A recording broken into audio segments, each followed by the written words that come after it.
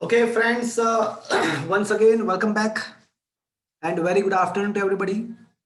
I hope you all are safe, your family member, your relative, your parents, your friends, all are safe, and you are enjoying this new era, this new way of learning. મિત્રો આપણે chapter number 12 પરમાણુઓ નામનું chapter discuss કરી રહ્યા છીએ. આ ચેપ્ટરની અંદર સ્ટાર્ટિંગમાં આપણે એવું ભણ્યા કે પહેલા એવું માન્યતા હતી કે પરમાણુ સૂક્ષ્મથી સૂક્ષ્મ ખૂબ જ સૂક્ષ્મ સૌથી નાનું કણ છે. પણ ત્યારબાદ ઇલેક્ટ્રોનની શોધ થઈ, રેડિયો એક્ટિવિટીની શોધ થઈ, એટલે ખબર પડી કે પરમાણુની અંદર પણ ઇલેક્ટ્રોન્સ જેવું કંઈક છે, નેગેટિવલી ઋણ વિદ્યુતભારિત કણ ઇલેક્ટ્રોન્સ છે. અને પરમાણુ તટસ્થ છે, એનો મતલબ કે એમાં ધન વિદ્યુતભાર પણ હોવો જોઈએ. એટલે પરમાણુ કેવું હોય એ અંગે પછી લોકો વિચારવા લાગ્યા અને અલગ અલગ સાયન્ટિસ્ટોએ પોતપોતાના મંતવ્યો રજૂ કર્યા, જેને જે તે સાયન્ટિસ્ટના પરમાણુ મોડેલ કહેવાય. સૌપ્રથમ થોમ્સન આવ્યો, એને પરમાણુ મોડેલ આપ્યું. થોમ્સનનું પરમાણુ મોડેલ ડિસ્ચાર્જ ટ્યુબમાં જે હાઇડ્રોજન વાયુ હોય એમાંથી જે અસતત તરંગ લંબાઈઓ ઉત્પન્ન થાય છે એ શા માટે એ સમજાવવામાં નિષ્ફળ નીવડ્યું. રધરફર્ડ આવ્યો, રધરફર્ડનું પરમાણુ મોડેલ પણ એ અસતત તરંગ લંબાઈઓ તો ના જ સમજાવી શક્યું, પણ હારે હારે રધરફર્ડ પરમાણુ મોડેલ પરમાણુની સ્થિરતા સમજાવવામાં પણ નિષ્ફળ નીવડ્યું. ત્યારબાદ ડિસ્ચાર્જ ટ્યુબનો પ્રયોગ જે કર્યો એમાં અલગ અલગ તરંગ લંબાઈઓ મળતી હતી. અલગ અલગ તરંગ લંબાઈઓ જે મળતી હતી એ તરંગ લંબાઈઓ માટે આનુભવિક રીતે લાયમન, બામર, પાસ્ચન, બ્રેકેટ, ફંડ વગેરે આનુભવિક રીતે અમુક સૂત્રો બનાવ્યા, વર્ણપટ શ્રેણીના સૂત્રો મેળવ્યા. યાદ રાખજો મિત્રો, એ ડિસ્ચાર્જ ટ્યુબમાંથી હાઇડ્રોજન વાયુ ભરીને જે વર્ણપટ મળે છે એની પાછળનું કારણ હજી સુધી એ લોકોને ખબર પડી.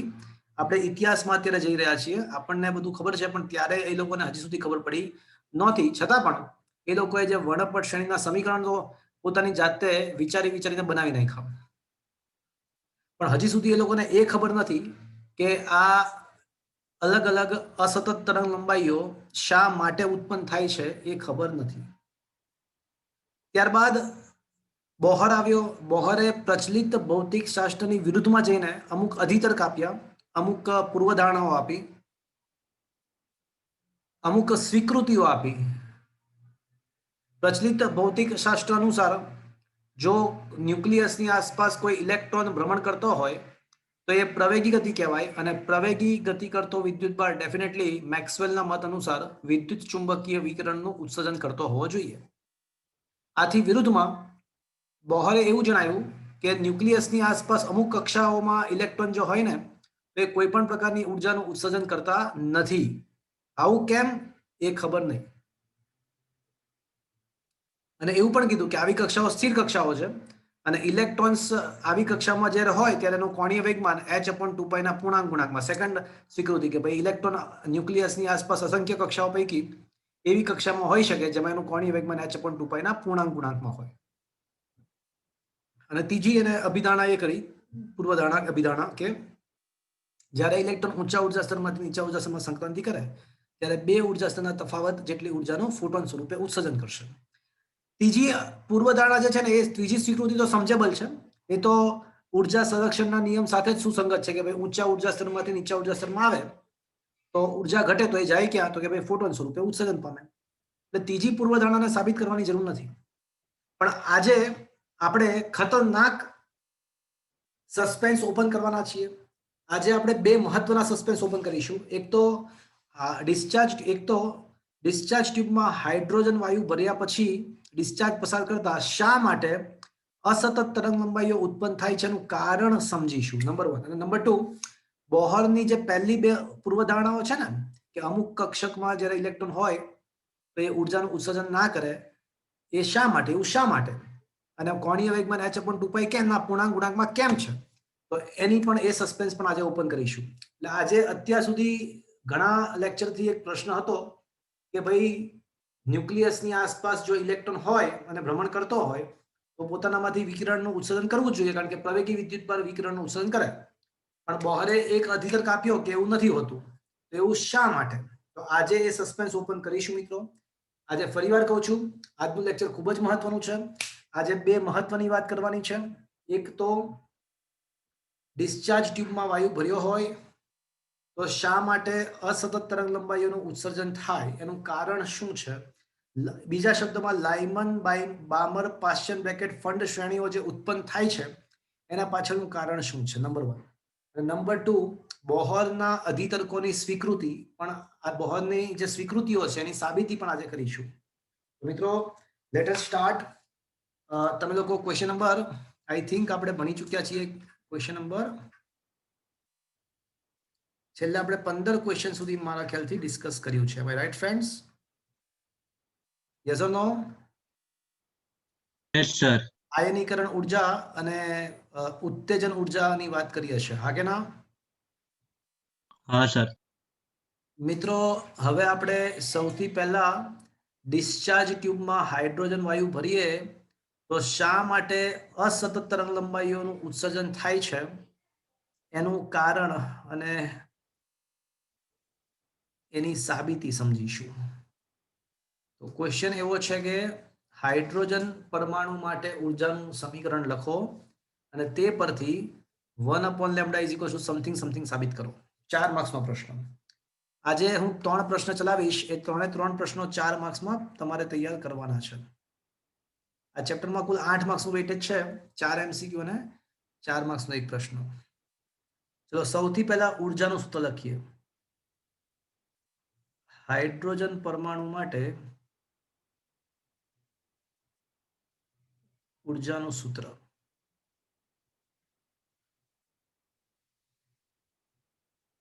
ચલો કોઈ કહેશે મને હાઇડ્રોજન પરમાણુ માટે ઉર્જાનું સૂત્ર શું છે?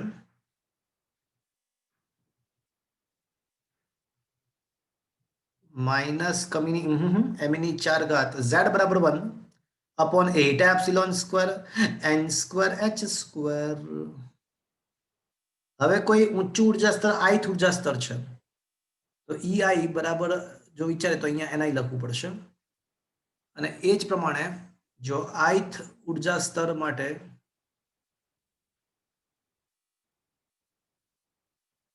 અને એ પ્રમાણે kth ઉર્જા સ્તર હોય તો એના માટે EK બરાબર શું લખીશું મિત્રો? માઇનસ એમની 4 ઘાત upon 8 epsilon square n²h² nk². હવે બોહર અધિતર્ક નંબર 3, બોહર સ્વીકૃતિ અથવા અધિતર્ક 3 અનુસાર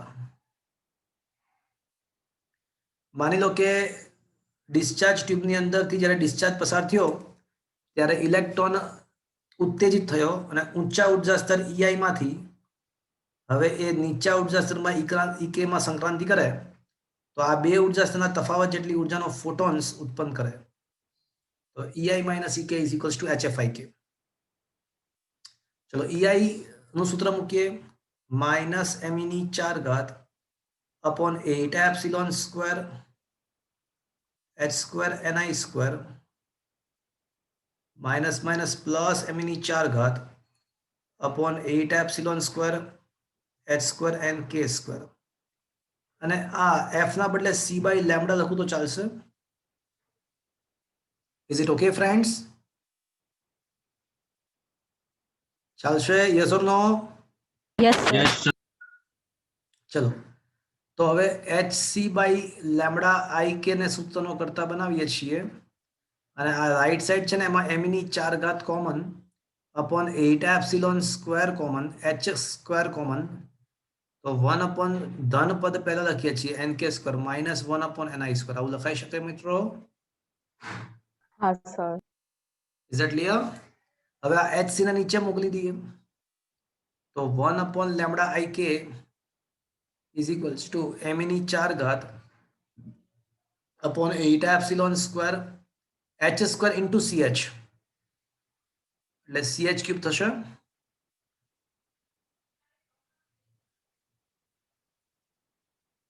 થશે મિત્રો? તો મિત્રો આપણને આ તરંગ લંબાઈ જે ઉત્પન્ન થાય છે ડિસ્ચાર્જ ટ્યુબમાં ડિસ્ચાર્જ પસાર કરવાથી, તો ઊંચા ઉર્જા સ્તરમાંથી નીચા ઉર્જા સ્તરમાં સંક્રાંતિઓ થાય તો આ રીતની તરંગ લંબાઈઓ ઉત્પન્ન થાય. આ સૂત્રનું પાલન થતી હોય એવી તરંગ લંબાઈઓ ઉત્પન્ન થાય. હવે આ એમની 4 ઘાત upon 8 epsilon square CH cube. આમાં તો બધી જ કિંમતો જ્ઞાત છે. જો માસ of the electron 9.1 × 10⁻31 kg, charge of the electron ખબર છે, એપ્સિલોન નોટ CH બધું જ ખબર છે. તો આ બધી જ કિંમતો મૂકવામાં આવે ને તો જવાબ આશ્ચર્યજનક મળ્યો 1.09737 10⁻7 અને તમે ઘરે જઈને એનો એકમ પણ વિચારજો તો મીટર ઇન્વર્સ આવશે. તો આ તો મળી ગયું શું આપણને? Rydberg અચળાંક. રીડબર્ગ અચળાંક મળી ગયો. તો આમ સાબિત થાય છે કે 1/λIk = R 1/nk² - 1/ni². તો મિત્રો આ સમીકરણ તો એક્ઝેક્ટલી કોના જેવું છે? લાયમન, બામર, પાશ્યન, બ્રેકેટ, ફંડે વગેરે લોકોએ જે સમીકરણ અનુભવિક રીતે પ્રાયોગિક રીતે મેળવ્યા હતા, જે સમીકરણ પ્રાયોગિક રીતે મેળવ્યા હતા એ જ સમીકરણ બોહરના પરમાણુ મોડેલ વડે સૈદ્ધાંતિક રીતે મળે છે. બીજા ભાષામાં એવું કહી શકાય કે બોહરના પરમાણુ મોડેલે પ્રાયોગિક રીતે જે બનતી ઘટના હતી એની સૈદ્ધાંતિક સાબિતી આપી.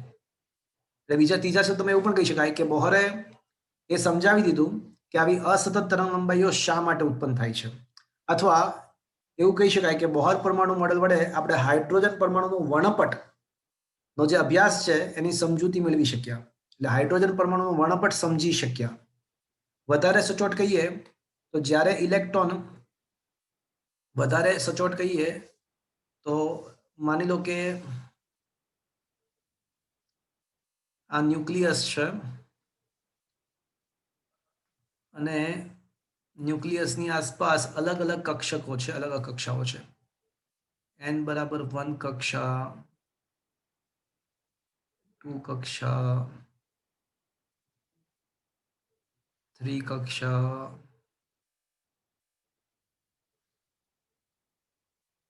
4, 5, 6.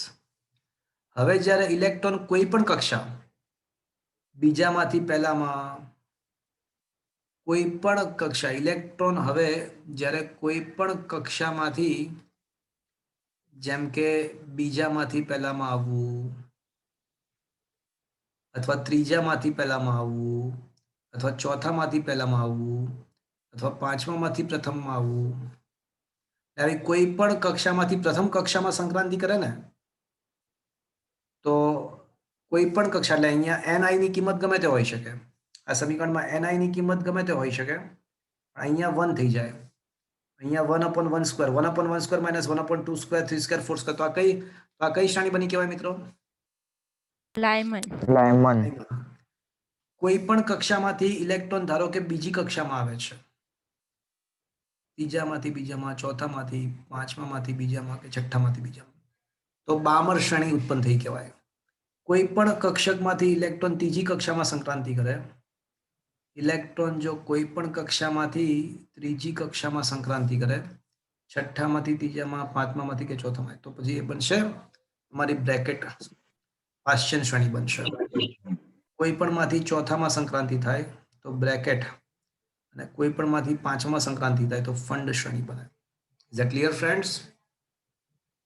Yes, sir. તો આ રીતે મિત્રો લાયમન, બામર, પાશ્ચન બ્રેકેટ અને ફંડ શ્રેણીઓ શા માટે ઉત્પન્ન થાય છે એની પાછળનું કારણ, અર્થાત હાઇડ્રોજન અને હાઇડ્રોજન જેવા પરમાણુ માટેના વર્ણપટ બોહર પરમાણુ મોડેલ વડે સમજાવી શકાયા. તો બોહર પરમાણુ મોડેલની આ સૌથી મોટી ઉપલબ્ધિ છે કે એના વડે અસતત તરંગ લંબાઈઓ શા માટે ઉત્પન્ન થાય છે એનું કારણ એ કે ભાઈ કોઈ પણ કક્ષકમાંથી n = 1 કક્ષકમાં સંક્રાંતિ થાય તો લાયમન, કોઈ પણ માંથી બીજામાં આવે તો બામર, અનુક્રમે પાશ્ચન બ્રેકેટ ફંડ શ્રેણીઓ ઉત્પન્ન થશે. એના પાછળનું કારણ શું છે એ આપણને સમજ પડી ગઈ. મિત્રો એક થોડી એક્સ્ટ્રા વસ્તુ, રીડબર્ગ અચળાંક અલગ અલગ તત્વો માટે અલગ અલગ હોય છે. અલગ અલગ પરમાણુ માટે રીડબર્ગ અચળાંકનું મૂલ્ય અલગ અલગ હોય છે.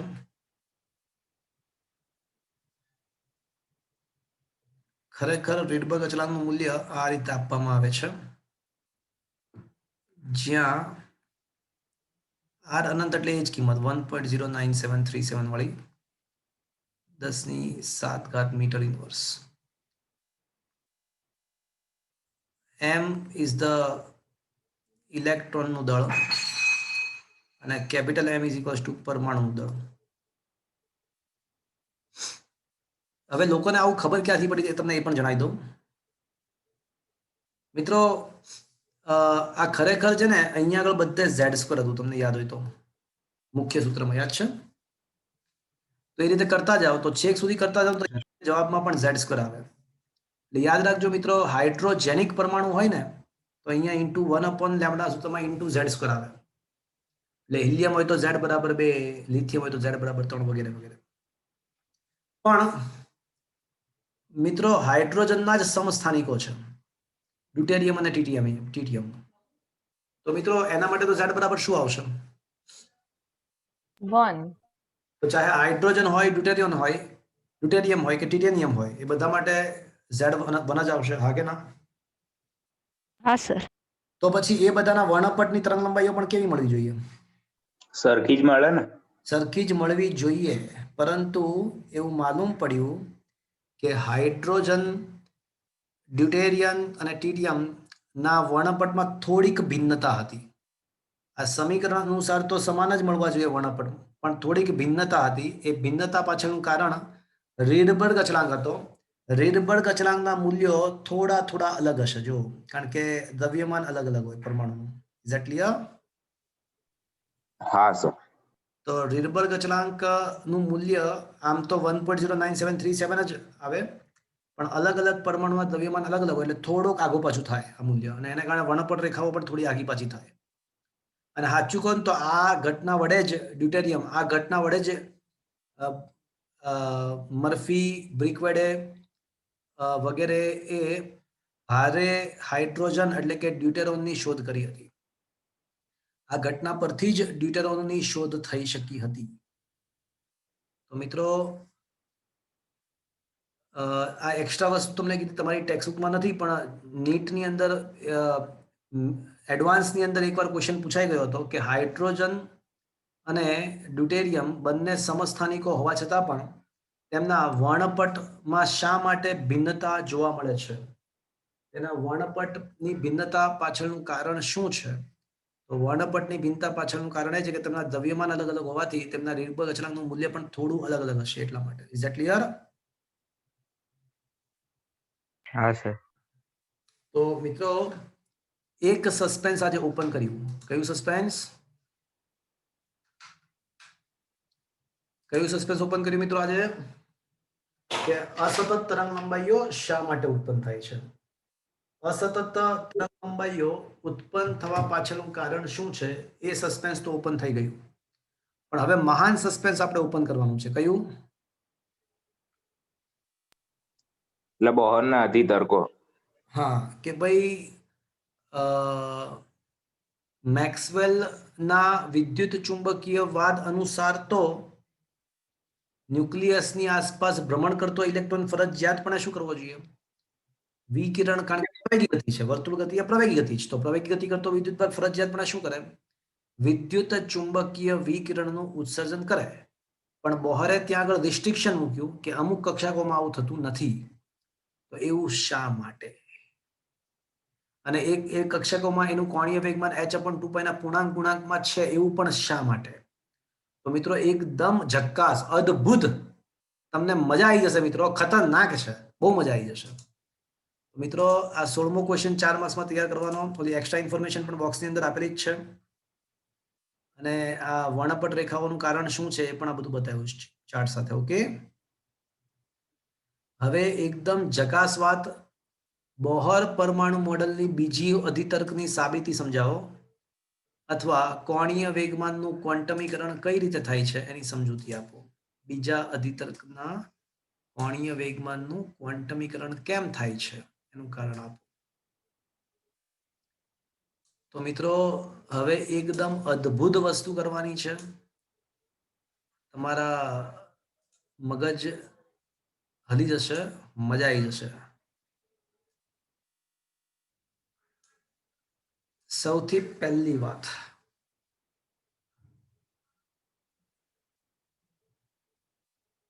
બોહર અધિતર્ક બેની સમજૂતી માટે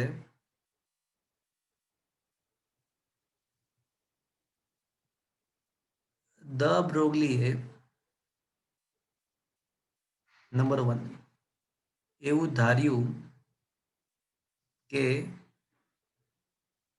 ન્યુક્લિયસની આસપાસ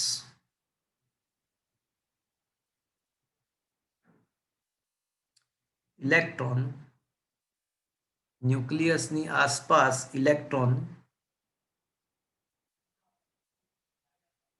કણ નહીં પરંતુ તરંગ સ્વભાવ ધરાવે છે.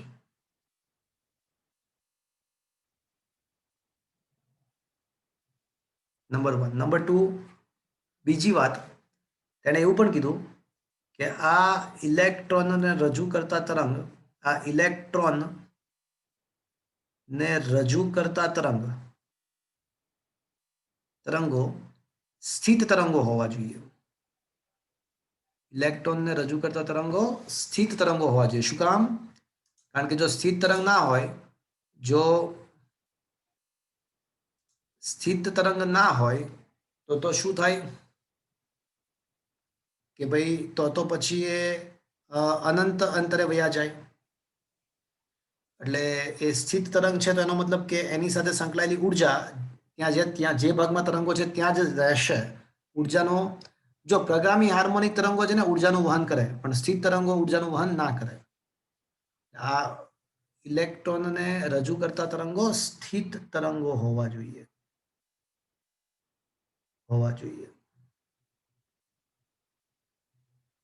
નંબર 3, આ તરંગો એવી રીતે દોરવા જોઈએ કે જેથી તેનું મૂલ્ય જે તે સ્થળે અનન્ય હોય, એટલે કે એક જ હોય. એટલે ન્યુક્લિયસની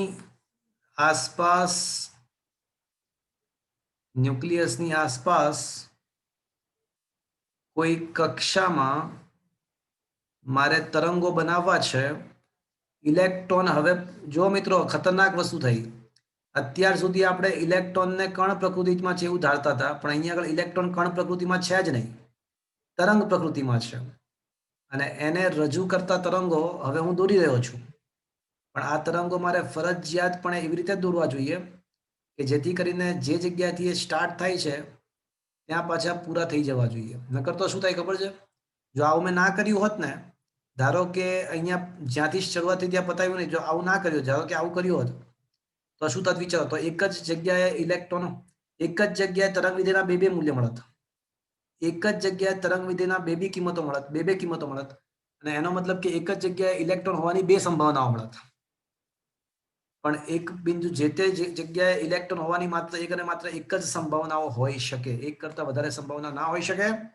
એટલે આ ઇલેક્ટ્રોનને રજૂ કરતા તરંગો એવી રીતે દોરવા જોઈએ કે જ્યાંથી શરૂઆત થઈ ત્યાં જ ફિનિશ થવું જોઈએ. આનાથી ઉલટું પણ ચાલે, કાં તો આ રીતે પણ ચાલે, આનાથી ઉલટું પણ તમે આ રીતે પણ દોરી શકો છો. પણ એક કન્ફર્મ્ડ કે જ્યાંથી શરૂઆત થાય ત્યાં જ ફિનિશ કરવું પડે. અધરવાઇઝ એક જ બિંદુ પાસે તરંગ વિધેયના 2 મૂલ્ય મળે, જે એક જ બિંદુ પાસે ઇલેક્ટ્રોન હોવાની 2 સંભાવનાઓ દર્શાવે, જે શક્ય હોતું નથી. એટલે ઇલેક્ટ્રોનને રજૂ કરતા તરંગો ફરજિયાતપણે આ રીતે દોરવા પડે, સ્થિત તરંગો. Is it clear? ચલો, હવે આ સ્થિત તરંગો ઉર્જાનું વહન કરશે કે નહીં કરે? એ તો નહીં કરે સ્થિત તરંગો. નહીં કરે. એટલે એનો મતલબ કે ઓલું પતી ગયું, વાત કે ઇલેક્ટ્રોન ન્યુક્લિયસની આસપાસ વર્તુળાકાર કક્ષામાં હોવા છતાં પણ ઉર્જાનું ઉત્સર્જન ના થાય. નથી. એ વાત ક્લિયર થઈ ગઈ મિત્રો? હા હા સર. હવે ઇલેક્ટ્રોન કણ સ્વભાવ જ નથી ધરાવતા, એટલે વર્તુળ ગતિની વાત જ પતી ગઈ. એ માત્ર કેવા સ્વરૂપમાં છે? તરંગ સ્વરૂપમાં. તંગ. અને એને રજૂ કરતા તરંગો છે ને તમારે આ રીતે જ દોરવા પડે, કારણ કે આ રીતે ના દોરો તો શું થાય? એ પણ મેં તમને કીધું કે આ રીતે ના દોરીએ ને તો શું થશે કે એક જ બિંદુ પાસે બે સંભાવનાઓ મળશે, જે શક્ય નથી. પણ આ રીતે આવે તો જો હવે તમે ધ્યાનથી દેખશો ને તો પૂર્ણાંક સંખ્યાના તરંગો જ થશે. જો આ અહીંયા આગળ એક તરંગ પત્યું, પછી આ બીજું તરંગ અહીંયા પતશે, પછી અહીંયા આગળ ત્રીજું તરંગ પતશે, એટલે પરિઘ અહીંયા ચોથું તરંગ પતશે, અહીંયા પાંચમું તરંગ પતશે, અહીંયા છઠ્ઠું તરંગ પતશે અને અહીંયા સાતમું તરંગ પતશે. તમે જોઈ શકો છો કે એક્ઝેક્ટલી પરિઘની લંબાઈ એવી રીતે જ હશે કે જેથી એમાં પૂર્ણાંક સંખ્યાના તરંગો જ સમાય. એટલે આવા સંજોગોમાં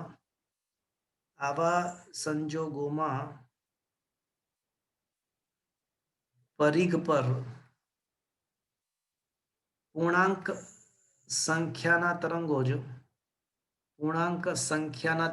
જ હોઈ શકે.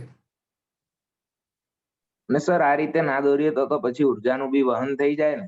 ના, ઉર્જાનું વહન કરવા કરતા તે છે ને એક જ બિંદુએ ઇલેક્ટ્રોન હોવાની બે સંભાવનાઓ મળે, જે શક્ય નથી. એટલે આવા સંજોગોમાં પરિઘ પર પૂર્ણાંક સંખ્યાના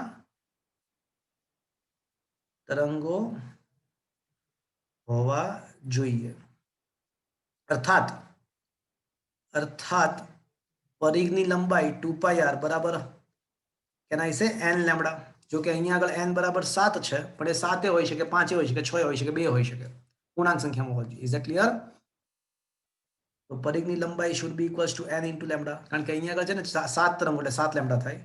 પછી 7 હોઈ શકે, 5 હોઈ શકે, ચાલે, જરૂર નથી કે 7 જ હોય. n બરાબર 1 2 3 ગમે તે હોઈ શકે. શું મિત્રો અહીંયા સુધી પહોંચ્યા? હા સર. પરંતુ આપણે ઇલેક્ટ્રોનને તરંગ સ્વરૂપે ધાર્યો છે, તો એની દર બ્રોગલી તરંગ લંબાઈ આપણને ખબર છે કે કોઈ પણ કણને જ્યારે તમે તરંગ સ્વરૂપે ધારતા હો તો એની દર બ્રોગલી તરંગ લંબાઈ lambda is equals two h/mv થશે. હા કે ના? હા.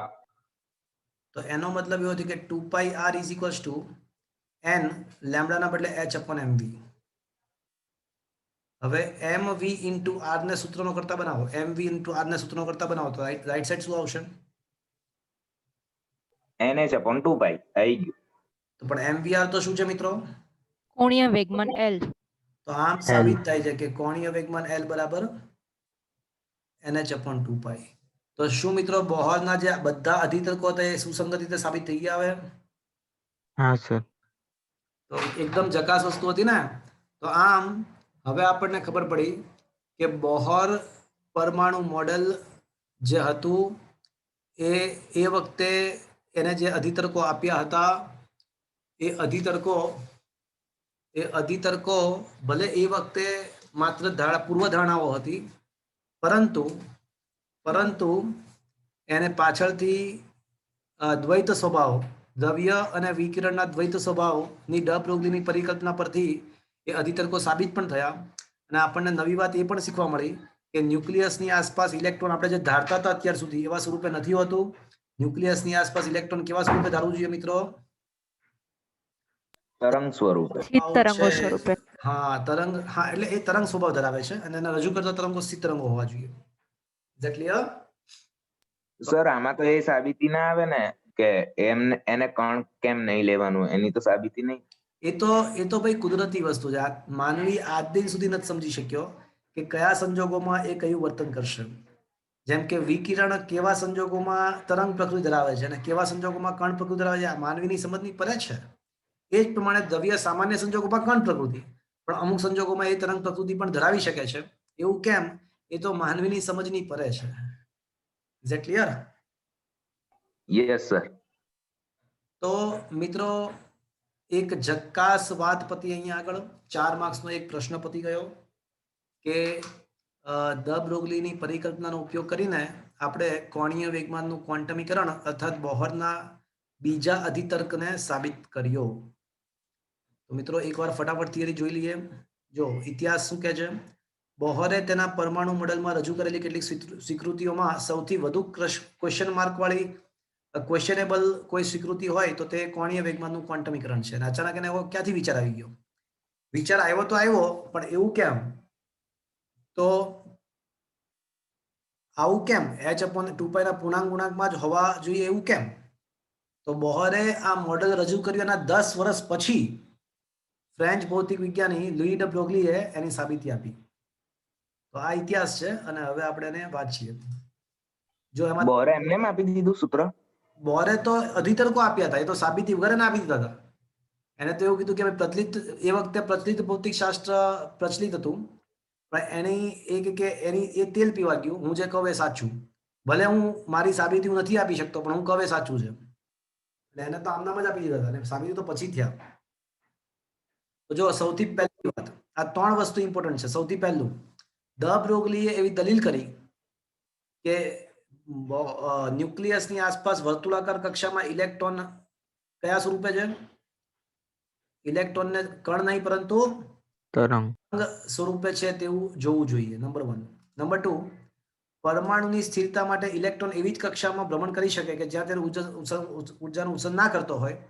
તો એવા સંજોગોમાં આ ઇલેક્ટ્રોનને રજૂ કરતા તરંગો કેવા હોવા જોઈએ? સ્થિર તરંગો હોવા જોઈએ. નહીં તો શું થાય? નહીં તો એ ઉર્જા પણ દૂર વહી જાત. અને નંબર 3, ઇલેક્ટ્રોનને રજૂ કરતું આ તરંગ વિધેય એવું હોવું જોઈએ કે એક બિંદુ માટે એક અને માત્ર એક મૂલ્ય રહે, નહીંતર એક જ બિંદુ પાસે જુદી જુદી સંભાવનાઓ મળી શકે. અને આવી ગોઠવણ આકૃતિમાં દર્શાવેલ છે. પણ આવી ગોઠવણ કરવા ગયા તો ખબર એ પડ્યું કે આમ કરવા જઈએ તો કક્ષામાં આપણને પરિઘ પર પૂર્ણાંક સંખ્યાના તરંગો મળે.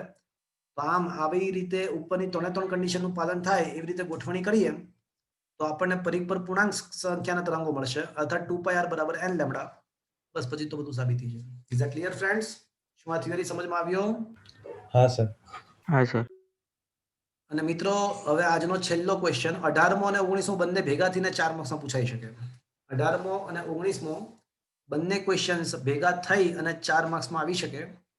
ક્વેશ્ચન એવો છે કે બોહર પરમાણુ મોડલની ઉપલબ્ધિઓ અને બોહર પરમાણુ મોડલની મર્યાદાઓ જણાવો. મિત્રો બોહર પરમાણુ મોડલ પણ સંપૂર્ણ નથી. બોહર પરમાણુ મોડલમાં પણ કેટલીક ખામીઓ છે અને એના પરથી જ આગળ વધીને બોહર પરમાણુ મોડલ પછી આધુનિક પરમાણુ મોડલ વ્યાખ્યાયિત કરવામાં આવ્યું. 4 ક્વોન્ટમ નંબરનું બનેલું આધુનિક પરમાણુ મોડલ તમે કદાચ કેમિસ્ટ્રીમાં ભણતા હશો. 4 મુખ્ય ક્વોન્ટમ નંબર છે. 4 મુખ્ય ક્વોન્ટમ આંક, પછી કોણીય વેગમાન ક્વોન્ટમ આંક, સ્પિન ક્વોન્ટમ આંક વગેરે વગેરે આવે છે કેમિસ્ટ્રીમાં. હા સર. તો એ જે પરમાણુ મોડલ છે એ આધુનિક પરમાણુ મોડલ છે. પણ આધુનિક પરમાણુ મોડલના પાયામાં તો બોહર પરમાણુ મોડલ જ છે, પણ એની પણ અમુક મર્યાદાઓ છે અને એ મર્યાદાને દૂર કરી અને નવું પરમાણુ મોડલ વિકસાવવામાં આવ્યું, જે અત્યારે આપણા સિલેબસમાં નથી. પણ કઈ કઈ ઉપલબ્ધિ અને કઈ કઈ મર્યાદાઓ છે એની વિશે વાત કરીએ. મુખ્યત્વે બોહર પરમાણુ મોડલની મુખ્ય ઉપલબ્ધિ એ છે, મેઇન ઉપલબ્ધિ, કે તેના વડે હાઇડ્રોજન અને હાઇડ્રોજન જેવા પરમાણુઓના વર્ણપટ સમજાવી શકાયા. એટલે આ ડિસ્ચાર્જ ટ્યુબમાં હાઇડ્રોજન અથવા હાઇડ્રોજેનિક પરમાણુઓ ભરીએ તો અલગ અલગ તરંગ લંબાઈઓ શા માટે ઉત્પન્ન થાય છે એનું કારણ અર્થાત વર્ણપટોની સમજૂતી આપી શકાય. નંબર 1. બીજી ઉપલબ્ધિ એ છે કે બોહર પરમાણુ મોડેલ વડે આપણે હાઇડ્રોજન અને હાઇડ્રોજન જેવા એટલે કે હાઇડ્રોજેનિક પરમાણુની ઉર્જા અને સ્થિરતા, હાઇડ્રોજન અને હાઇડ્રોજેનિક પરમાણુઓની ઉર્જા અને સ્થિરતાની પણ સમજૂતી મળી શકે. અને ત્રીજી નથી લખી આ લોકોએ, પણ મેં એક્સ્ટ્રા આપી છે તમને, તમારી ટેક્સમાં નથી. આ બોહર પરમાણુ મોડેલના ઉપયોગ થકી જ યુરે, બ્રિકવેડે અને મર્ફી નામના વૈજ્ઞાનિકે ભારે હાઇડ્રોજન અર્થાત ડ્યુટેરોનની શોધ કરી. એટલે ડ્યુટેરોનની શોધ થવા પાછળ પણ આ બોહર પરમાણુ મોડેલ જ જવાબદાર હતું. એ ત્રીજી એક્સ્ટ્રા મેં તમને લખી આપી છે. એ સાચી વાત છે, પણ ટેક્સમાં નથી આપી. તો આ બોહર પરમાણુ મોડેલની બધી ઉપલબ્ધિઓ હતી. અને મિત્રો એના જ માનમાં બોહરને નોબેલ પ્રાઇઝ પણ આપવામાં આવ્યું હતું. ચલો, બોહર પરમાણુ મોડેલની ઉપલબ્ધિઓ પતી ગઈ, સફળતાઓ પતી ગઈ. હવે એની મર્યાદાઓ. તો સૌથી પહેલી મર્યાદા, બોહર પરમાણુ મોડેલ માત્ર હાઇડ્રોજન અને હાઇડ્રોજેનિક પરમાણુઓ માટે જ સાચું છે. અર્થાત જેના ન્યુક્લિયસની આસપાસ એક જ ઇલેક્ટ્રોન હોય ને, એક જ ઇલેક્ટ્રોન, એના માટે જ સાચું છે. એક કરતા વધારે ઇલેક્ટ્રોન વાળું જો પરમાણુ મોડેલ હોય, કોઈ પરમાણુ હોય જેની પાસે એક કરતા વધારે ઇલેક્ટ્રોન્સ હોય, તો એવા પરમાણુ માટે આ મોડેલ કામ આવતું નથી. આ માત્ર હાઇડ્રોજન અને હાઇડ્રોજેનિક પરમાણુઓ માટે જ કામ આવી શકે. નંબર 1. નંબર 2, બોહર પરમાણુ મોડેલ વડે અલગ અલગ પરમાણુઓના વર્ણપટ સમજાવી શકાયા. અલગ અલગ પરમાણુના વર્ણપટની જે આવૃત્તિ અથવા તરંગ લંબાઈઓ કઈ કઈ મળે એ ખબર પડી ગઈ. પણ એવું જોવા મળ્યું આ વર્ણપટોને જ્યારે ધ્યાનથી જોવામાં આવ્યો ત્યારે અલગ અલગ વર્ણપટ રેખાઓની તીવ્રતા અલગ અલગ હતી. અલગ અલગ વર્ણપટ રેખાની તીવ્રતાઓ અલગ અલગ હતી. આવું કેમ? બોહરના મોડેલને પૂછવામાં આવ્યું કે ભાઈ આવું કેમ, તીવ્રતા કેમ અલગ? હા, તરંગ લંબાઈ કઈ મળે છે ખબર પડી ગઈ. સૂત્રમાં પ્રાયોગિક રીતે જે મળી હતી તરંગ લંબાઈ એ જ સૈદ્ધાંતિક રીતે મળી બોહર પરમાણુ મોડેલ. પણ અલગ અલગ તીવ્રતાઓ કેમ? એવું કેમ? તો એ ખબર બોહર પરમાણુ મોડેલ પડતી નથી. તો આ બોહર પરમાણુ મોડેલની બે મુખ્ય મર્યાદાઓ છે. એક તો હાઇડ્રોજન અને હાઇડ્રોજેનિક પરમાણુ માટે જ સાચું છે, અને બીજી વસ્તુ વર્ણપટમાં અલગ અલગ તરંગ લંબાઈઓની તીવ્રતા, અલગ અલગ આવૃત્તિઓની તીવ્રતા અલગ અલગ હોય છે. એવું કેમ? તો આ સાપેક્ષ તીવ્રતાના ફેરફારો જે છે એ સમજાવી શકાયું નહીં. મિત્રો, આના પછી આધુનિક પરમાણુ મોડેલ આવે છે જે તમારા ફિઝિક્સના સિલેબસમાં નથી. આ ઉપરાંત એક્સરેની ઉત્પત્તિ જૂના સિલેબસમાં આ ક્વેશ્ચન હતો. JEE નીટની અંદર આના પર આધારિત MCQ પણ પૂછાય છે. તમારી ટેક્સ્ટ બુકની અંદર, NCERT ની બુકની અંદર આ હવેના 5 કે 6 ક્વેશ્ચન જે છે 20 થી 25 વાળા એ નથી, NCERT માં જ નથી. પણ એડવાન્સ JEE એડવાન્સ, JEE અને નીટ માટે આ ક્વેશ્ચન મેં રાખ્યા છે. યોગ્ય સમય આનું ડિસ્કશન કરીશું, અત્યારે ડિસ્કશન કરવાનું યોગ્ય નથી. તો 20 થી 25 ક્વેશ્ચન મેં આપ્યા છે નોટ્સની અંદર, પણ હાલના તબક્કે તમારા માટે કોઈ કામના નથી. ઓકે, તો અહીંયા આગળ હા સર. આ ચેપ્ટરની થિયરીઓ ફિનિશ્ડ થઈ છે. આજે 3 થિયરી ભણ્યા, એટલે આમ તો 3-4 માર્ક્સના પ્રશ્ન ભણ્યા. એક તો અસતત તરંગ લંબાઈઓનું પાછળનું કારણ જે છે એ સમજી લીધું, નંબર 1. નંબર 2, આપણે બોહર પરમાણુની બીજો જે અધિતર્ક હતો એની સ્વીકૃતિ, એની સાબિતી આપણે શીખ્યા. અને નંબર 3, બોહર પરમાણુ મોડેલના ઉપલબ્ધિઓ અને મર્યાદાઓ આપણે ભણ્યા. તો આ 3 question as a 4 marks prepare કરવાના છે. હવે મિત્રો, ન્યુમેરિકલ્સ ઓલરેડી આપણે લાસ્ટ લેક્ચરમાં ભણી ચૂક્યા છીએ. હવે થોડાક MCQ હું તમને અહીંયા આગળ શીખવી રહ્યો છું. ઓકે ફ્રેન્ડ્સ, શું તમારા મોબાઈલની સ્ક્રીન પર? હા સર. અને સર આજે આધુનિક પરમાણુ, શું કહો છો? આજે આધુનિક પરમાણુ મોડેલ છે એમાં બી કઈક તો ખામીઓ હશે જ નહીં, પૂર્ણ તો નહીં જ હોય ને? ના ના, એ બસ એ આધુનિક પરમાણુ મોડેલમાં બધું સમજાય. જે પણ પરમાણુને લગતી બધી જ વાત એમાં આવી જાય છે, એમાં કોઈ ખામી નથી. એ ફૂલ એન્ડ ફાઇનલ મોડેલ છે. Okay sir, okay. બધા જ ક્વેશ્ચન્સ આન્સર મળી જાય છે, પણ એ આપણા કન્ટેન્ટમાં નથી. ચલો મિત્રો,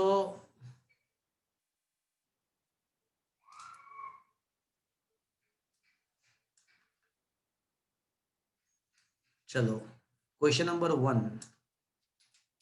શું તમારા મોબાઈલની સ્ક્રીન પર તમને આ ક્વેશ્ચન્સ દેખાઈ રહ્યા છે મિત્રો? હા સર. ચલો ક્વેશ્ચન નંબર 1 શું છે કે 10 મેગા ઇલેક્ટ્રોન વોલ્ટ ઉર્જા ધરાવતો આલ્ફા કણ હેડ ઓન સંઘાત અનુભવે છે. Z બરાબર 50 પરમાણુ ક્રમાંક ધરાવતા ન્યુક્લિયસથી તેનું ડિસ્ટન્સ ઓફ ક્લોઝેસ્ટ અપ્રોચ કેટલું હશે? એટલે હેડ ઓન સંઘાત યાદ આવે છે મિત્રો? એમાં શું હોય કે આલ્ફા કણ છે ને એકદમ સામે નજદીક જઈને પાછો ફરે, યાદ છે? એટલે એ જે આલ્ફા કણ હોય ને હેડ ઓન સંઘાત વાળો, 180. હા, એનો જે ઓલો એંગલ હોય ને એ 180 ડિગ્રી હોય, અને એ સૌથી નજદીક પહોંચીને પાછો ફરે. અને એ જે નજદીકમાં નજદીક જે અંતરે પહોંચ્યો ને એને જ શું કહેવાય? Distance of closest approach. પણ એ અંતરે શું થશે મિત્રો? આલ્ફા કણની બધી જ ગતિ ઉર્જાનું શેમાં રૂપાંતર થઈ જશે? સ્થિતિ ઉર્જામાં. ઉર્જામાં. કારણ કે ત્યાં ક્ષણ પૂરતો સ્થિર થયો હશે પછી પાછો ફર્યો હશે. એટલે એ વખતે બધી જ ગતિ ઉર્જાનું સ્થિતિ ઉર્જામાં રૂપાંતર થઈ ગયું હશે. ગતિ ઉર્જા 10 મેગા ઇલેક્ટ્રોન વોલ્ટ એટલે 1.6 × 10⁻⁹ ઇઝ ઇક્વલ્સ ટુ સ્થિતિ ઉર્જા કે Q1 તરીકે Ze, પણ Z તરીકે 50E, Q2 તરીકે આલ્ફાનો વિદ્યુતભાર 2E, કે Q1 Q2 upon R. એમાં E ની કિંમત ખબર છે તો શું R મળી જશે મિત્રો તમને? કરાવો કે ચાલશે? ચાલશે. Is that clear friends? હા સર. ચલો સેકન્ડ ક્વેશ્ચનમાં મિસ્ટેક છે, અહીંયા 4 હોવું જોઈએ 8 ના બદલે.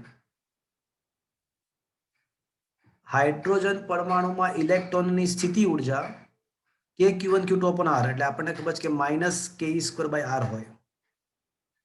તો ગતિ ઉર્જા કેટલી?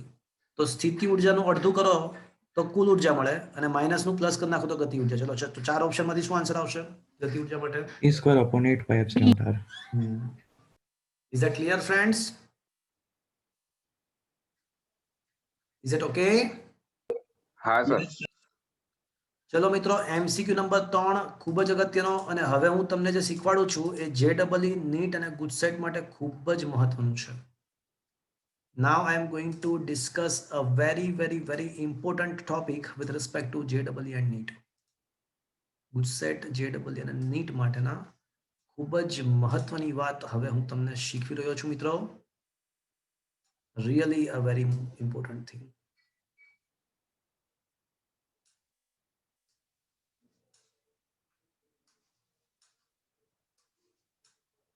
Okay.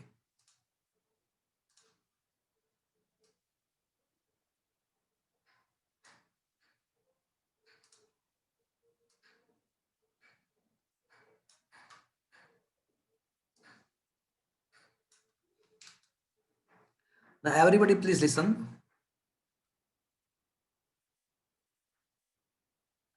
સૌથી પહેલું ઉર્જા. તો મિત્રો, ઉર્જાનું સૂત્ર આપણને ખબર છે કે E બરાબર માઇનસ કમીની એમની 4 ઘાત Z square upon 8 epsilon square n square h square. તો આનો મતલબ એવો થયો કે E ચલે છે Z square by n square. E ચલે છે Z square by n square.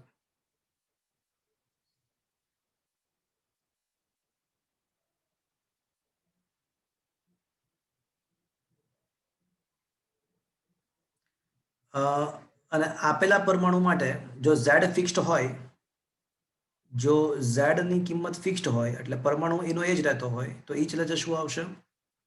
1 upon n. 1 upon n square. ચલો, તો આ ઉર્જાની વાત આપણને ખબર છે.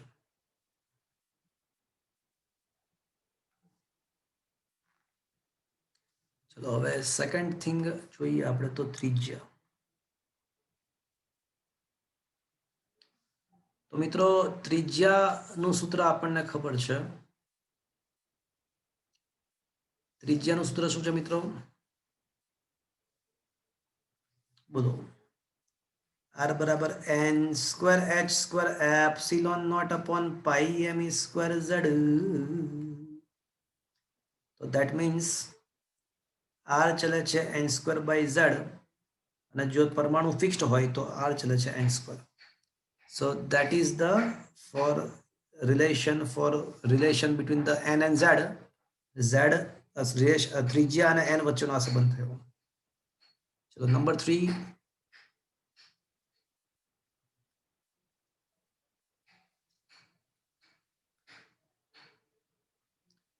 કોણીય વેગમાન. તો મિત્રો, આપણને કોણીય વેગમાન ખબર જ છે કે ભાઈ કોણીય વેગમાન નું જે સૂત્ર છે આપણને ઓલરેડી ખબર છે. L is equals to nh upon 2 pi. તો મતલબ એવો થયો કે કોણીય વેગમાન ચલે છે n છે. Okay, so that we already knows. ચલો હવે વાત કરીશું રેખીય વેગમાનની. તો આપણને ખબર છે કોણીય વેગમાન L બરાબર L બરાબર P into R. તો મિત્રો, L ચલે છે n છે, તો P into R ચલે છે n થશે. તો P ચલે છે n upon R, પરંતુ R ચલે છે પાછું n સ્ક્વેર છે. તો આ બંનેને કમ્બાઈન કરી નાખો તો હવે મને કહો કે રેખીય વેગમાન P ચલે છે શું આવશે? 1 upon n. હા, છેદમાં n સ્ક્વેર એટલે 1 upon n થઈ જશે. Is that clear? તો આ રેખીય વેગમાનનો સંબંધ n સાથેનો મળી ગયો આપણને. હવે મિત્રો, વેગની વાત કરીશું. રેખીય વેગ. તો મિત્રો, આપણે હમણાં જ એવું સાબિત કરી ચૂક્યા છીએ કે p ચલે છે 1/n પણ p બરાબર તો mv છે અને દ્રવ્યમાન તો અચળ જ છે, તો પછી v ચલે છે પણ શું આવશે? ઇલેક્ટ્રોન દર તો ફિક્સ્ડ જ છે ને, 1/n. 1/n આવશે. Is that clear friends? એટલે વેગનો સંબંધ પણ મળી ગયો. હવે રેખીય વેગ, હવે કોણીય વેગની વાત કરીએ.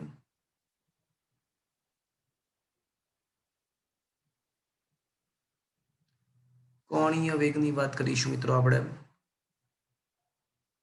હવે આપણને ખબર છે કે v ચલે છે 1/n છે, પણ v બરાબર તો શું થાય મિત્રો?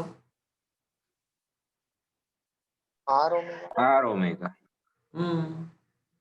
v બરાબર તો r ઓમેગા છે, તો r ઓમેગા ચલે છે 1/n, તો ઓમેગા ચલે છે શું આવશે?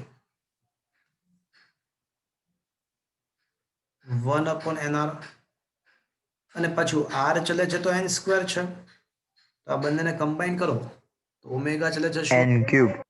1/n cube. 1/n ક્યુબ થશે. શું મિત્રો આ સમજમાં આવ્યું?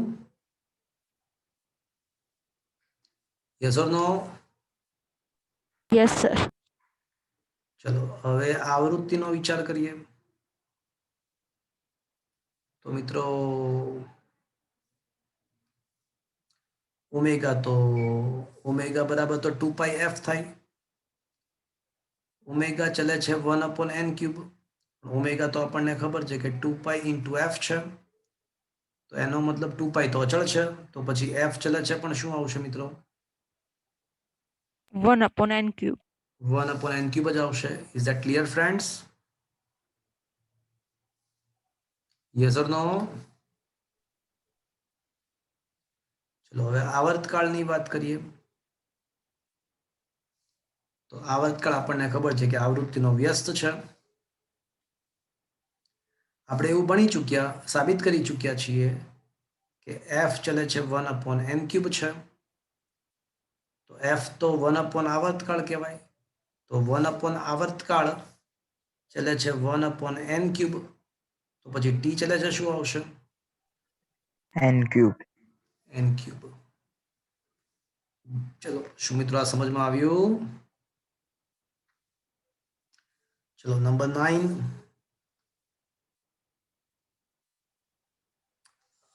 t ચલે છે n ક્યુબ, તો t સ્ક્વેર ચલે છે n ની 6 ઘાત થશે. હા. હવે r ચલે છે n સ્ક્વેર, તો r ક્યુબ ચલે છે n ની 6 ઘાત થશે.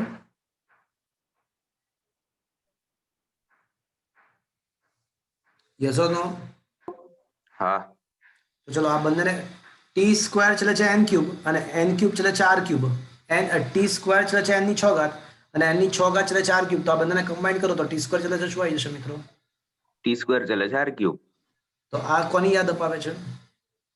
કેપ્લરના નિયમની. Perfect.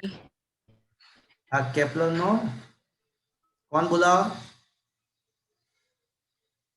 ત્રીજો નિયમ છે. કેપ્લરના આવર્તકાળનો નિયમ. Okay. Last thing number 10. મિત્રો r ચલે છે n, તો રૂટ r ચલે છે n થશે. Yes or no? Yes or no? તથા l ચલે છે n તો છે જ, રૂટ r ચલે છે n અને l ચલે છે n, તો આ બંનેને કમ્બાઈન કરો તો શું થશે મિત્રો? l R ચલે છે root r. l ચલે છે રૂટ r. તો મિત્રો this is the last MCQ we had, એટલે લાસ્ટ પોઈન્ટ, એટલે 10 અલગ અલગ પ્રકારના MCQ આમાં મળી શકે. Is the clear friends? હા સર. તો મિત્રો આ સમજમાં આવ્યું તમને આખું?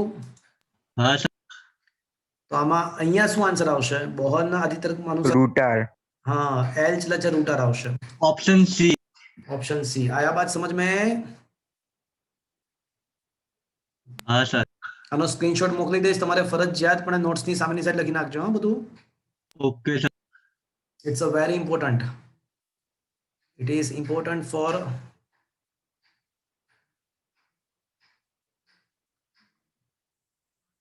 JEE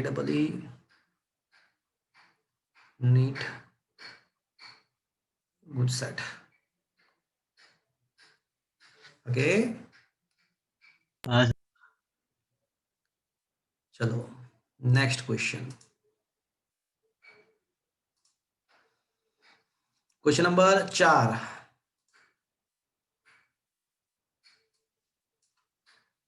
ચારમાં એવું છે કે હાઇડ્રોજન પરમાણુમાં દ્વિતીય કક્ષાની ત્રિજ્યા r છે તો તૃતીય કક્ષાની ત્રિજ્યા કેટલી? બીજી કક્ષાની હાઇડ્રોજનનો મતલબ પરમાણુ ફિક્સ્ડ છે એટલે z તો ફિક્સ્ડ કરી નાખ્યું છે 1 કરી નાખ્યું છે તો r ચલે છે n સ્ક્વેર તો r3/r2 ઇઝ ઇક્વલ્સ ટુ 3 નો વર્ગ ભાગ્યા 2 નો વર્ગ 9 ભાગ્યા 4 કરશો તો 2.25 આવશે તો ત્રીજી કક્ષાની ત્રિજ્યા 2.25 ગણી ઇન્ટુ r2 પણ r2 નું મૂલ્ય કેટલું છે મિત્રો? કેપિટલ r છે. બીજી કક્ષાની ત્રિજ્યા આપણને આપ્યું છે કે કેપિટલ r છે. આયા બાદ સમજ में તો ત્રીજી કક્ષાની ત્રિજ્યા 2.25 r આવશે. Is that clear?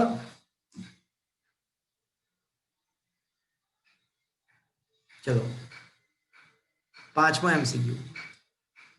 હાઇડ્રોજન પરમાણુઓ પ્રથમ ઉત્તેજિત ચલો પ્રથમ ઉત્તેજિત અવસ્થા એટલે કઈ કક્ષા કરી? કોઈ મને કહેશે? બીજી કક્ષા. द्वितीय हाँ प्रथम उत्तेजित अवस्था नो मतलब बीजी कक्षा था n बराबर 2 અને દ્વિતીય ઉત્તેજિત અવસ્થા એટલે કઈ કક્ષા થઈ? ત્રીજી. એક્ઝેક્ટલી તો દ્વિતીય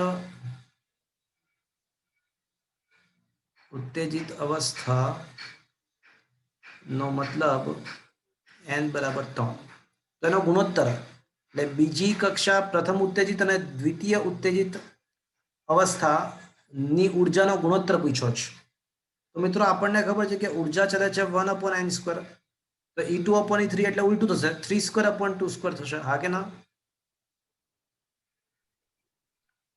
તો આ પ્રથમ ઉત્તેજિત અને દ્વિતીય ઉત્તેજિત ઉર્જા કક્ષાની ઉર્જાનો ગુણોત્તર 9/4 આવશે. आया बात समझ में? Is that clear? हाँ सर. हाँ सर Okay. चलो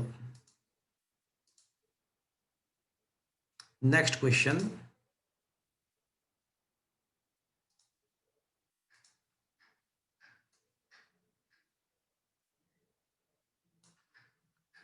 क्वेश्चन नंबर 6.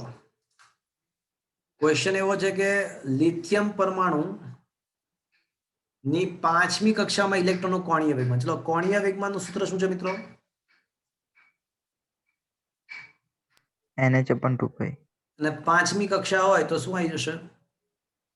πh/2π h ની કિંમત મૂકી દો 6.625 10⁻34 સાદું રૂપ આપો મળી જશે આન્સર. हाँ सर. चलो क्वेश्चन नंबर 7. क्वेश्चन नंबर 7 માં આગળની બધું જાતપાતનું આપ્યું છે પણ મેઇન ક્વેશ્ચન એ છે કે કઈ સંક્રાંતિ માટે ઇન્ફ્રારેડ તરંગ લંબાઈઓ મળશે? જો મિત્રો કોઈ પણ કક્ષામાંથી પહેલી કક્ષામાં આવે ને તો લાઇમન શ્રેણી ઉત્પન્ન થાય. કોઈ પણ કક્ષામાંથી બીજી કક્ષામાં આવે ને તો બામર. લાઇમન શ્રેણી તમને ખ્યાલ છે કે અલ્ટ્રાવાયોલેટ વિભાગમાં પડે છે. બામર દ્રશ્ય પ્રકાશમાં પડે છે.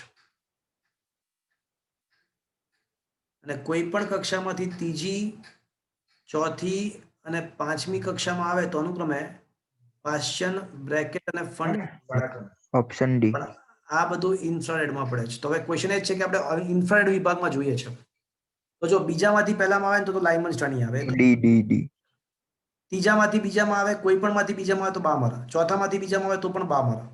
તો આ તો બધા કાં તો અલ્ટ્રાવાયોલેટ છે ને કાં તો દ્રશ્ય પ્રકાશ છે પણ કોઈ પણ માંથી ચોથામાં આવ્યું ને તો ચોથામાં એનો મતલબ કે બ્રેકેટ શ્રેણી એ કઈ વિભાગમાં પડશે? એ ઇન્ફ્રારેડ.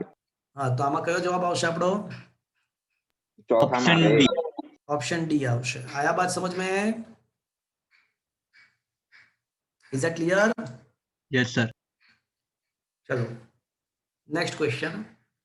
લાઇમન શ્રેણીની પ્રથમ રેખાની તરંગ લંબાઈ લેમ્ડા છે, તો બામર શ્રેણીની પ્રથમ રેખાની તરંગ લંબાઈ કેટલી? તો સૌથી પહેલા છે ને લાઇમન શ્રેણીનું સૂત્ર વાપરવું પડે. સૂત્ર ખ્યાલ છે ને, 1/λ ઇઝ ઇક્વલ્સ ટુ r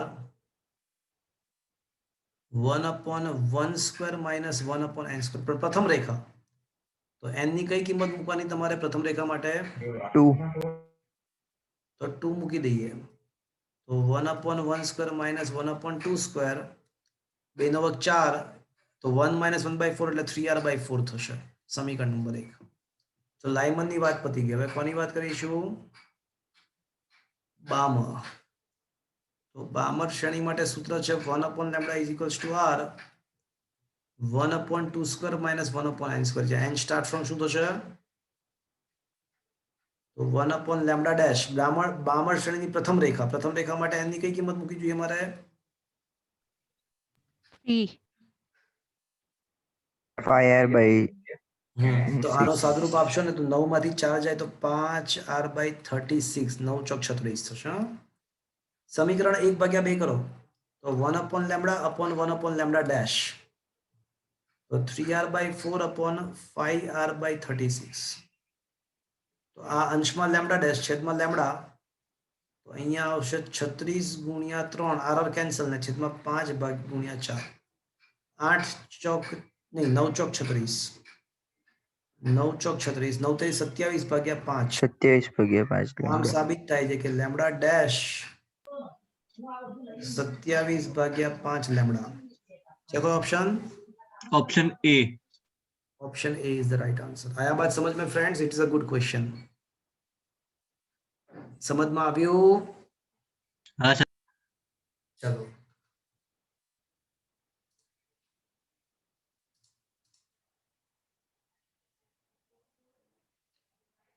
આમાં 9મા ક્વેશ્ચનમાં તો તમારી પાસે નોટ્સ હોય ને, તો અહીંયા બામર શ્રેણી લખવાનું રહી ગયું છે. બામર શ્રેણી માટે હાઇડ્રોજન પરમાણુની બામર શ્રેણી માટે મહત્તમ અને ન્યૂનતમ તરંગ લંબાઈઓને અનુરૂપ તરંગ સંખ્યાનો તફાવત છે. કોઈ માઇકલ કોઈને તરંગ સંખ્યાનું સૂત્ર ખ્યાલ છે? પહેલા તો 1/λ. બરાબર, એકદમ સાચી વાત. એટલે સૌથી પહેલા તો તમને 11th સ્ટાન્ડર્ડ નું યાદ હોવું જોઈએ કે તરંગ સંખ્યા કોને કહેવાય છે. તો મિત્રો 1/λ ને જ તરંગ સંખ્યા કહેવાય, પહેલી વાત. હવે ક્વેશ્ચન એવો છે કે બામર શ્રેણીની મહત્તમ અને ન્યૂનતમ તરંગ લંબાઈઓ માટે તરંગ સંખ્યા જે મળે એનો તફાવત. તો પહેલા તો બામર શ્રેણીનું સૂત્ર લખીશું 1/λ is equals to r 1/2² minus 1/n². n start from 3 4. ચલો 1/λ મિનિમમ કરવું છે, તો આને આપણે n1 કહીએ, કારણ કે 1/λ તરંગ સંખ્યા કહેવાય, એટલે એના એ વખતે તરંગ સંખ્યાને એટલે n1 કહીએ. તો લેમ્ડાને મિનિમમ કરવા માટે n ની કઈ કિંમત લઈશું મિત્રો? મેક્સિમમ. મેક્સિમમ. એટલે n1 ની કિંમત મળશે તમને, તરંગ સંખ્યા n1 બરાબર 1/λ ઇઝ ઇક્વલ્સ ટુ r/4 મળશે. ચલો હવે 1/λ મેક્સિમમ કરવું છે, તો r ની કઈ મિનિમમ. જે 3 છે, અને આને આપણે n2 કહીશું. તો આ તમારો આન્સર આવશે તમારો. 5r/36. એક કામ કરીએ, આપણે છે ને r/4 નથી લખતા, r × 1/2² જ રાખીએ છીએ. r × 1/2² જ રાખીએ છીએ. એનું કારણ છે, તફાવત લેવો છે ને તો સહેલું રહેશે. 1/2². ઓકે, આ જે છે રહેવા દો. સમીકરણ નંબર 1, સમીકરણ નંબર 2. હવે તફાવત લેવાનો છે.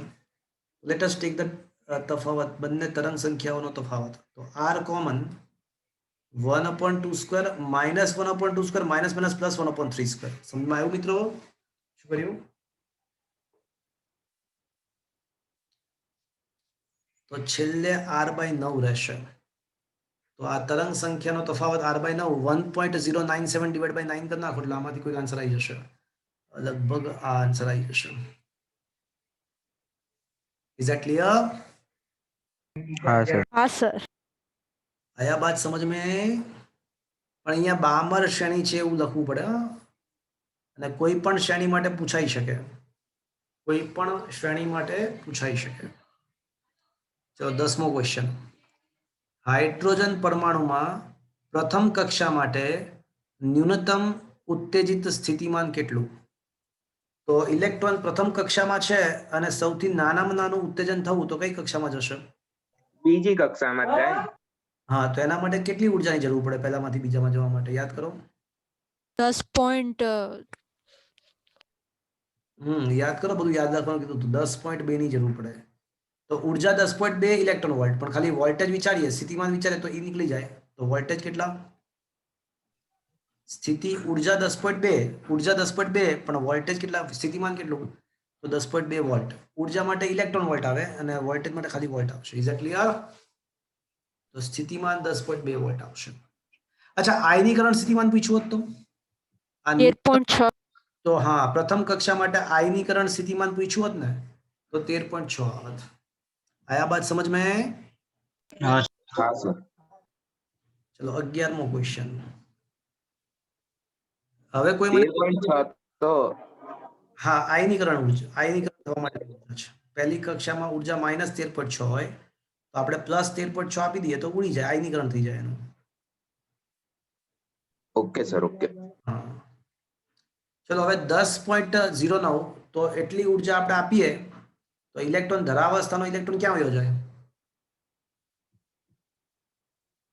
યાદ કરો, પહેલા અને બીજાનો તફાવત 10.2 હતો ને પહેલા અને ત્રીજાનો તફાવત તમને યાદ હતો 12.09 હતો. યાદ છે? તો ધરા અવસ્થામાં રહેલા ઇલેક્ટ્રોનને 12.09 આપી દો તો એ ક્યાં तृतीय કઈ કક્ષામાં સંક્રાંતિ કરશે? તો કે ભાઈ तृतीय તો કઈ કક્ષામાં કઈ સ્થિતિમાં ઉત્તેજિત? તો તૃતીય આન્સર આવશે. પણ શબ્દો બદલી નાખ્યા હોત, ખાલી જગ્યા ઉત્તેજિત અવસ્થા પ્રાપ્ત કરશે તો શું આન્સર આવત? દ્વિતીય ઉત્તેજિત અવસ્થા. તો દ્વિતીય ઉત્તેજિત અવસ્થા કહેવાય. કઈ સ્થિતિમાં ઉત્તેજિત થશે? તો તૃતીય સ્થિતિમાં. પણ કઈ ઉત્તેજિત અવસ્થા ધારણ કરશે? તો દ્વિતીય ઉત્તેજિત અવસ્થા. Is that clear friends? Yes sir. એટલે અહીંયા તો જવાબ તૃતીય જ આવશે, અહીંયા તો તૃતીય જ આવશે. પણ ધારો કે શબ્દો આગા પાછા કર્યા હોત, કઈ ઉત્તેજિત અવસ્થા પ્રાપ્ત કરશે એવું પૂછ્યું હોત, કઈ ઉત્તેજિત અવસ્થા પ્રાપ્ત કરશે એવું પૂછ્યું હોત તો आई जात द्वितीय. आया बात समझ में? હા સર. चलो 12th क्वेश्चन पर आई जाओ. તો 12th ક્વેશ્ચન એવો છે કે આપણને એવું આપ્યું છે કે ઇલેક્ટ્રોન 1.2 × 10⁻8 સેકન્ડ જેટલા સમયગાળામાં ત્રીજી કક્ષામાંથી બીજી કક્ષામાં સંક્રાંતિ કરે છે. તો ટોર્ક શોધવાનું છે. પહેલી નજરે એમ લાગે ખાલી કંબખત ટોર્ક ક્યાંથી આવી ગયો આ ચેપ્ટરમાં? આ ચેપ્ટરમાં ટોર્ક ક્યાંથી આવી ગયું? માંડ માંડ મજા આવી હતી વિદ્યુત શાસ્ત્ર અને ચુંબકત્વ અને આ બધું 12મા ધોરણમાં માંડ મજા આવી હતી. ત્યાં અચાનક 11મા ધોરણનો ટોર્ક ક્યાંથી આવી ગયું? ના મજા આવી. પણ મિત્રો, શું તમે જાણો છો કે કોણીય વેગમાનના ફેરફારનો દર એટલે ટોર્ક થાય? હા કે ના? હા. હા સર. સમયગાળો તો આપણને આપેલો છે અને કોણીય વેગમાનનો ફેરફાર મારે શોધવાનો છે. તો ત્રીજી કક્ષામાં કોણીય વેગમાન 3h/2π, બીજી કક્ષામાં કોણીય વેગમાન 2h/2π. તો ફેરફાર કેટલો થશે? h/2π. બસ, તો એ કિંમત અહીંયા મૂકી દો ફેરફારમાં અને ડેલ્ટા ટી તો આપેલું જ છે આપણને. h ની કિંમત 6/625 લઈ લો. આયા બાત સમજ में? હા સર. તો ટોર્ક કઈ રીતે મળે સમજમાં આવ્યું મિત્રો? Is that clear? ચલો અહીંયા એક અહીંયા He+ આવશે, હિલિયમ પ્લસ, એમ નહીં. કયા તંત્રમાં દ્વિતીય કક્ષાની ત્રિજ્યા લઘુત્તમ? r ચલે છે n²/z, પણ n તો ફિક્સ્ડ જ કરી નાખ્યું છે, 2 કરી નાખ્યું છે. તો પછી r ચલે છે માત્ર 1/z આવશે. તો જેનો પરમાણુ ક્રમાંક સૌથી મોટો એની ત્રિજ્યા સૌથી ઓછી. ચલો હવે કયો આન્સર આવશે? મેગ્નેશિયમ. બી. हाँ, option B is the right answer. आया बात समझ में? આ હિલિયમ છે, Me+ એટલે He+ છે. Is that clear? हाँ सर. चलो next question, 14th question. Hydrogen જેવા પરમાણુ એ અને બી પરમાણુના આયનીકરણ સ્થિતિમાન વીએ અને વીબી છે. આયનીકરણ સ્થિતિમાન વીએ અને વીબી છે. તો વીબી ગ્રેટર ધેન વીએ હોય તો મિત્રો આપણને ખબર છે કે જેમ જેમ જેમ કક્ષાની ત્રિજ્યા વધતી જાય તો આયનીકરણ સ્થિતિમાન વધતું જાય છે કે ઘટતું જાય છે? પહેલી કક્ષામાં આયનીકરણ ઉર્જા 13.6 છે. બીજી કક્ષાનું આયનીકરણ ઉર્જા 3.4 ઇલેક્ટ્રોન, ઉર્જા -3.4 પણ આપી પડતી ઉર્જા +3.4. ત્રીજી કક્ષામાં આપી પડતી ઉર્જા 1.51 છે. તો જેમ જેમ જેમ કક્ષાનો ક્રમ વધતો જાય છે તેમ તેમ તેમ આયનીકરણ સ્થિતિમાનનું મૂલ્ય વધતું જાય કે ઘટતું જાય છે? ઘટતું જાય છે. ઘટતું જાય છે. તો VB is greater than VA હોય તો ઉલટો સંબંધ છે. તો પછી RB માટે શું આવશે? Less than. Less than RA, અથવા બીજી ભાષામાં RA is greater than RB. Is that clear? Option A. સમજમાં આવ્યું મિત્રો? હા સર. ચલો હવે છે ને 15, 16, 17 અને 18 આ 4 પ્રશ્ન છે ને એ સારા છે પણ અત્યારે તમારે કામના નથી. એ બધું એક્સરે ના ઉત્પત્તિ માટેનો જે ટોપિક હતો ને આખો મેં સ્કીપ કર્યો છે, જે તમારા કન્ટેન્ટમાં જ નથી, એનસીઆરટી ની બુકમાં જ નથી. એના પર આધારિત 4 પ્રશ્નો છે. જે ની અંદર હું તમને શીખવાડીશ કે શું છે, ટોપિક પણ શીખવાડીશ, આખી વાત શીખવાડીશ તમને. હાલના તબક્કે આ 4 પ્રશ્નો કરવાની જરૂર નથી, બધા જ એક્સરે પર આધારિત છે, અત્યારે કરવાની જરૂર નથી. ચલો 19મો ક્વેશ્ચન. 12.1 ઇલેક્ટ્રોન વોલ્ટ ઉર્જા આપી છે આપણે. તો ધરા અવસ્થામાં રહેલા ઇલેક્ટ્રોનને જો એ 12.1 ઉર્જાનું શોષણ કરે તો હમણાં જ વાત કરી હતી કે ક્યાં પહોંચશે? તો પછી ત્રીજી કક્ષામાં ને દ્વિતીય ઉત્તેજિત અવસ્થામાં. 12.09 કો કે 12.1 કો ચાલે તો એ આપણને ખબર છે કે પહેલામાંથી ત્રીજામાં પહોંચી જશે. એ તો પહોંચી ગયો. ચલો હવે શું કહે છે? હવે 12.1 ઇલેક્ટ્રોન ઉર્જાનું શોષણ કરી હાઇડ્રોજન પરમાણુ ઉત્તેજિત અવસ્થામાં જાય છે. અને હવે જ્યારે પાછો ફરશે, ઉલટી સંક્રાંતિ, પાછો ફરશે તો કેટલા ફોટોન ઉત્પન્ન થાય? તો જો હવે છે ને પાછા ફરતી વખતે બે શક્યતા છે. કાં તો ત્રીજામાંથી સીધો બીજામાં પાછો આવે, ત્રીજામાંથી સીધો જ પહેલામાં પાછો આવી જાય. તો આ બીજામાં આવે કે તો હા, આ એક શક્યતા. અને બીજી શક્યતામાં બે સંક્રાંતિઓ થઈ શકે, ત્રીજામાંથી બીજામાં, બીજામાંથી પહેલામાં આવે. તો હવે મને કહો જવાબ શું આવશે? એક અથવા બે. એક અથવા બે જ આવે હા, ને. એટલે કાં તો એક જ ફોટોન ઉત્પન્ન થાય ને કાં તો બે ફોટોન ઉત્પન્ન થાય. Is that clear? Is that clear? હા સર. તો મિત્રો આ ચેપ્ટરના જે ટેક્સ્ચ્યુઅલ ટાઈપના જે MCQ છે એ બધા આપણે ફિનિશ કર્યા. તમે જ્યારે નેક્સ્ટ એટલે કે બુધવારે આ જ ટાઈમે આ રીતે જ મળીશું, તો ત્યારે તમે સ્વ અધ્યયન પોથીના MCQ સોલ્વ કરીને લાવજો.